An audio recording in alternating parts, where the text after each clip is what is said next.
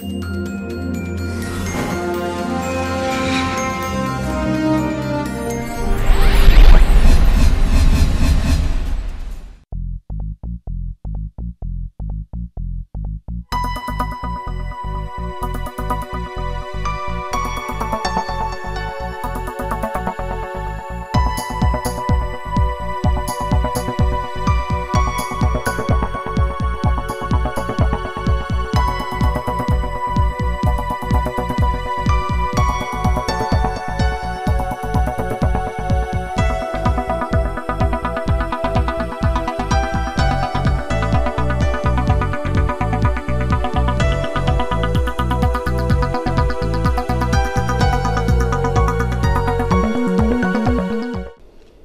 me begin by congratulating FICCI and TiE for putting together this very useful series of conferences, thematic conferences, which will eventually lead into a workshop from which certain actionable agenda will be derived.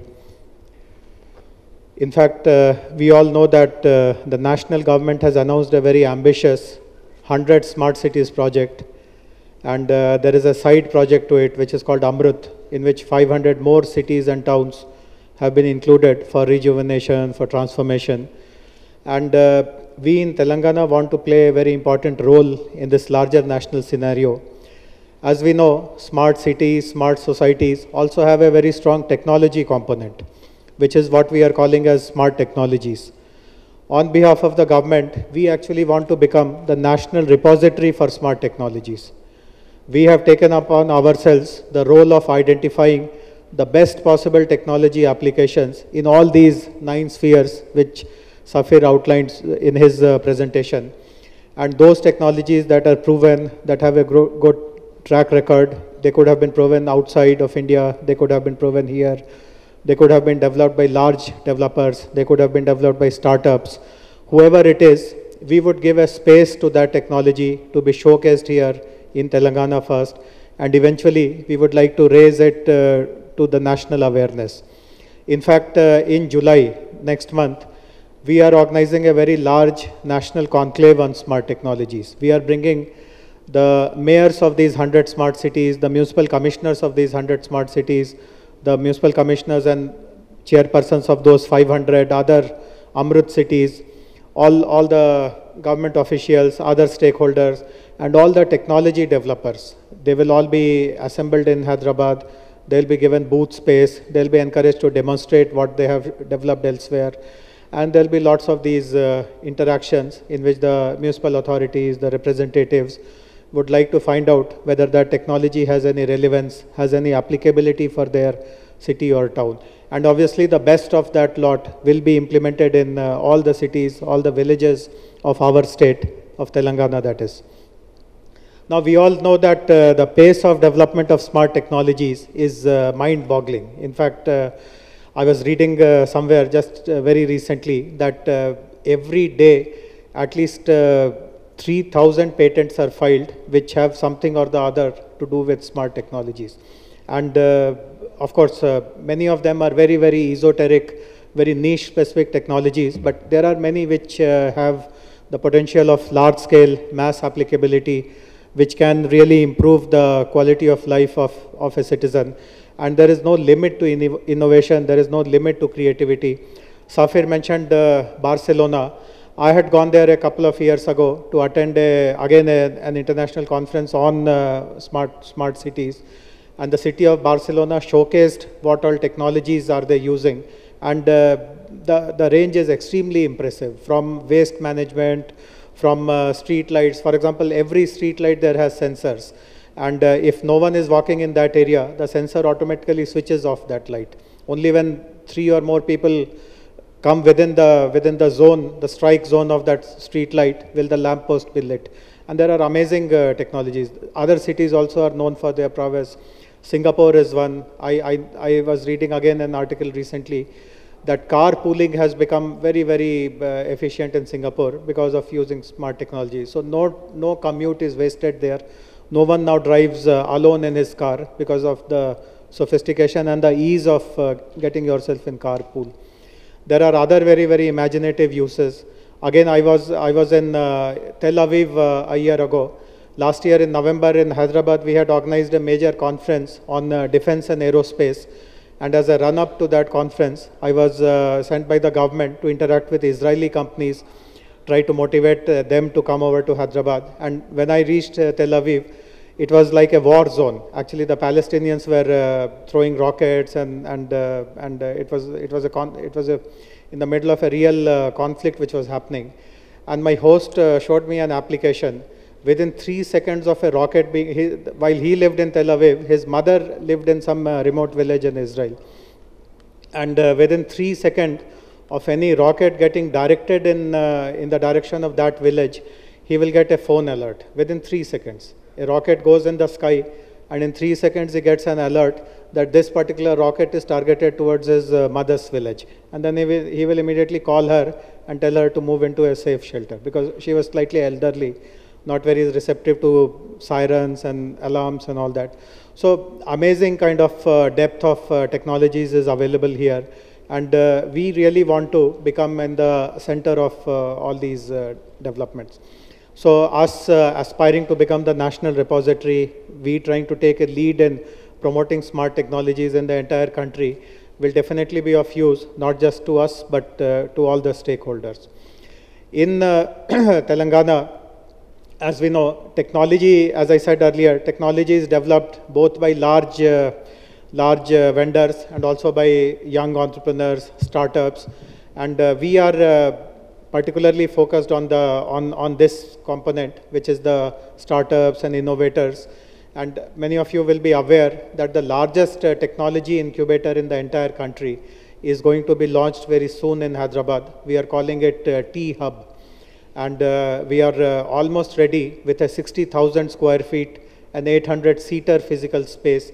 And we have very meticulously put together this TiE Hub. There are academic collaborators. ISB is an academic collaborator. IIIT is an academic collaborator. NALSAR is an academic collaborator. We have got a very strong pool of mentors.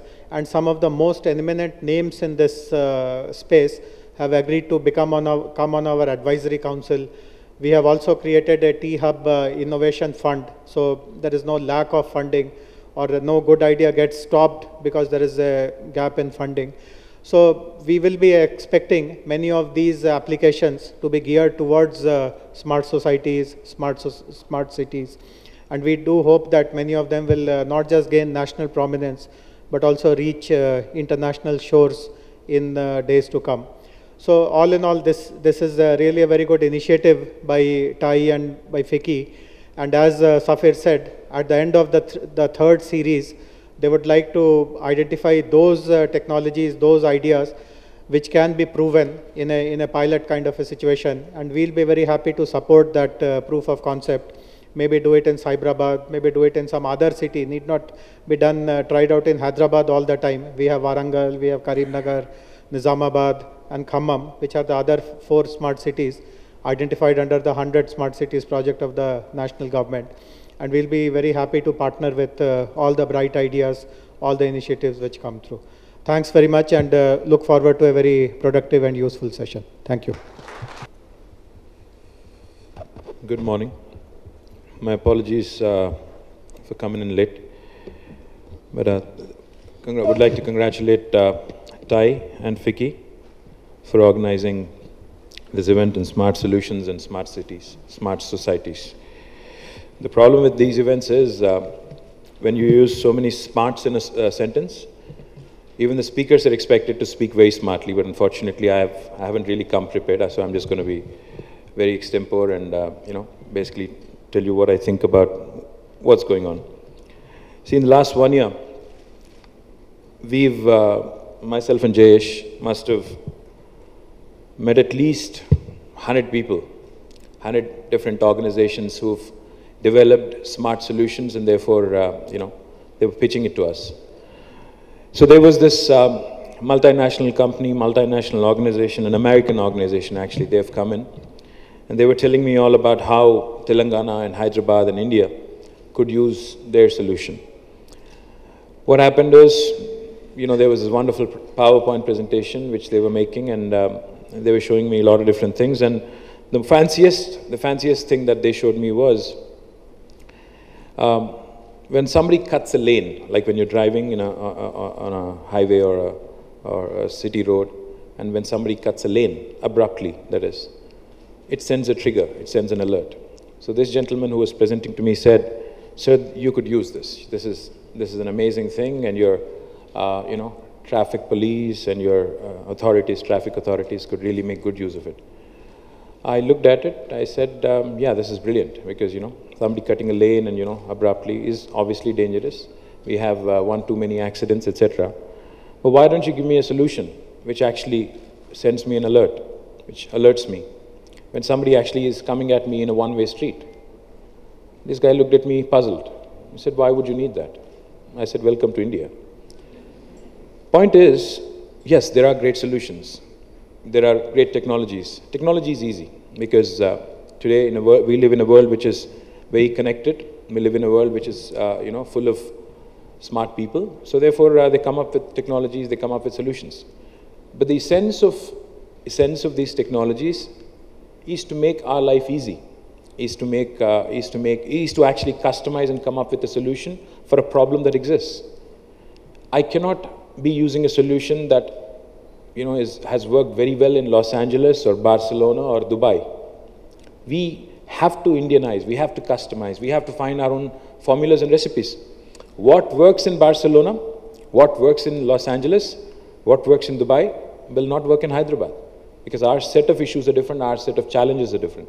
So effectively, end of the day, I think, like I said, technology obviously is the enabler to provide smart solutions and to smarten our societies. But end of the day, I think what has to happen is we have to customize, we have to find our own recipe, we have to find our own solutions. Governments across the world, in fact, have been groping in the dark to find that solution, to find that, panacea for one solution for all.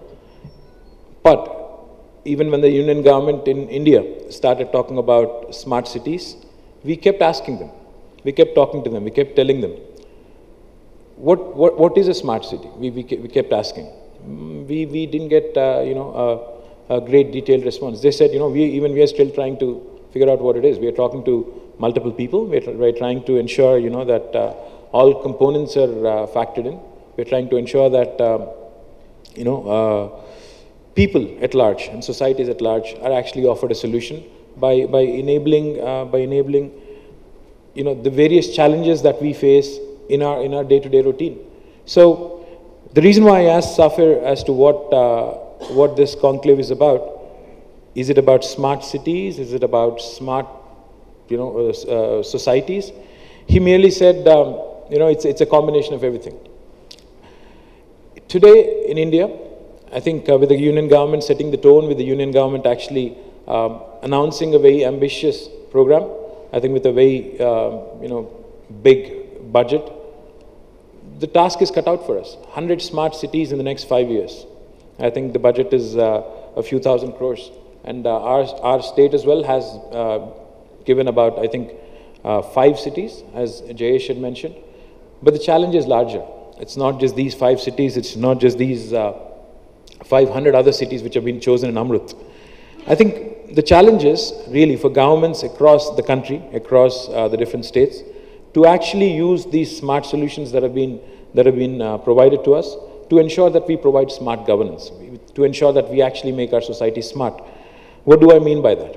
What I mean is, in a country like India, where the basics are still an issue, we can't be talking about smart technologies and how.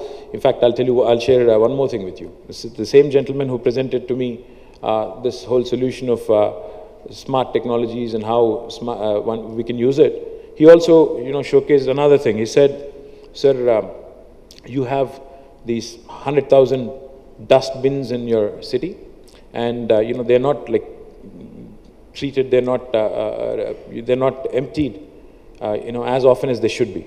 So I said, "What is the solution you have?" This guy goes, when one of the bins is full, like when one of the bins reaches its point, then it raises a stink alert to your municipal authorities so they can just go ahead and clean it. See, we have these great solutions, I understand. We have these great technologies that actually provide these solutions. But end of the day, in a country where people have their basics which are not completely met with, say water, drinking water, say waste management, say power, traffic management. I think while we do this, while we do take care of the basics, I think we also ought to combine it. As in, the point I'm trying to make is, we are in the government of Telangana, in the state of Telangana, we are coming up with an ambitious project called the Telangana Drinking Water Grid, wherein the concept is basically to provide a tapped water connection to each and every household across the state. About, I think, 80 million plus households. Now, sorry, 8 million plus households. Now, while we were talking about this project, we said, myself and my Panchayat Raj secretary and our IT secretary, we sat together. We said, what else could we do with this? What else could we, offer people besides a tapped water connection? We are digging up the entire landscape. More than 1 lakh kilometers of landscape would be dug up in the entire state in the next 3 years. Then one of us sitting in the room said, why can't we combine more? While we are digging up anyway, the problem in India is, as you all know, on the one hand, your municipal authorities will, be doing a road repair, and the very next day, the road is once again dug up to lay some cable or something, and I'm sure people living in Hyderabad are very familiar with this. The right hand doesn't know what the left hand is doing. There's no coordination between the different departments.